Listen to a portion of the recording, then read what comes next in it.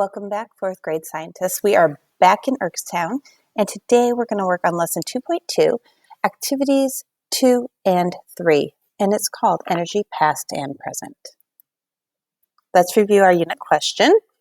How does the electrical system work? Remember, that is our goal for this entire unit.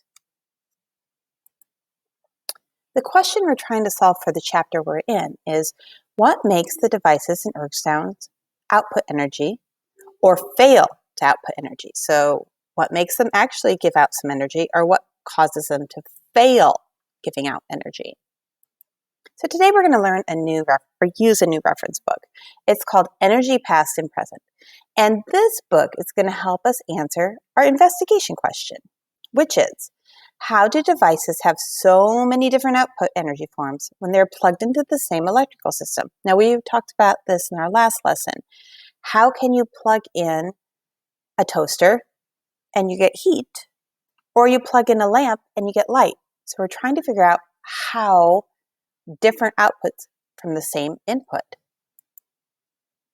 Let's look at the table of contents here.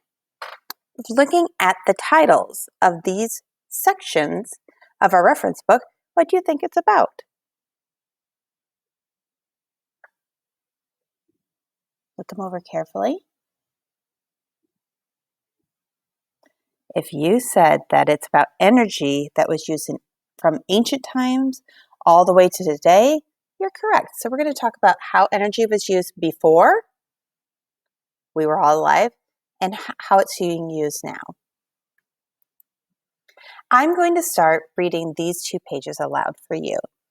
As I'm reading, I want you to pay close attention to the devices that convert or change electrical energy into different forms of energy. And I want you to write them down, maybe on a little piece of scratch paper, because we're going to use them next time. All right, page 4, devices for everything. Every day we use electrical energy to run so many different devices: phones, lights, computers, televisions, stoves, music players, dryers, and more.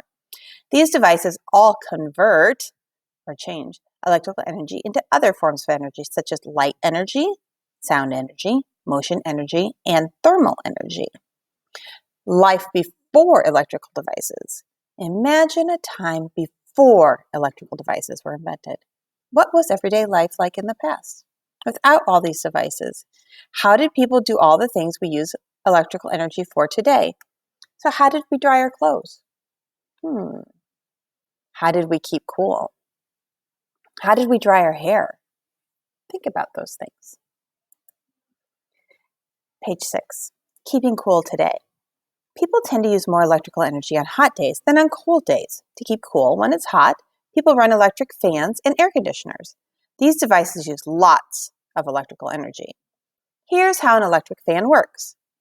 Wires transfer electrical energy from a power plant to the fan in your house. The fan converts electrical energy into motion energy of the spinning blades. The spinning blades of the fan transfer motion energy to the air, creating a breeze that cools your skin. Keeping cool in ancient Egypt.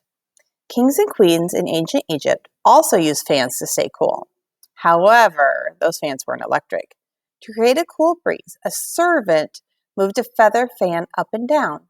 Motion energy was transferred from the servant's arm to the fan, and from the fan to the air.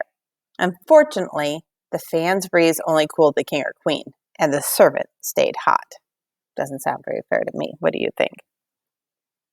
So those are just the first few pages of our book. We'll read the rest of them at a later time. But I want you to, as you're going to follow along in the next video as we complete reading our book, I want you to remember the following. You're going to synthesize. Do you remember what that means? It means to make connections to other things you've learned. So think about all the other things we've learned about electrical energy and about converting energy. And I want you to try and make some connections as you listen to the entire book being read. Remember to jot down to all the devices that convert electrical energy into different forms of energy. So we're going to use them in our graphic organizer in activity 4, but I need you to jot them down as I'm reading the book aloud in the next activity.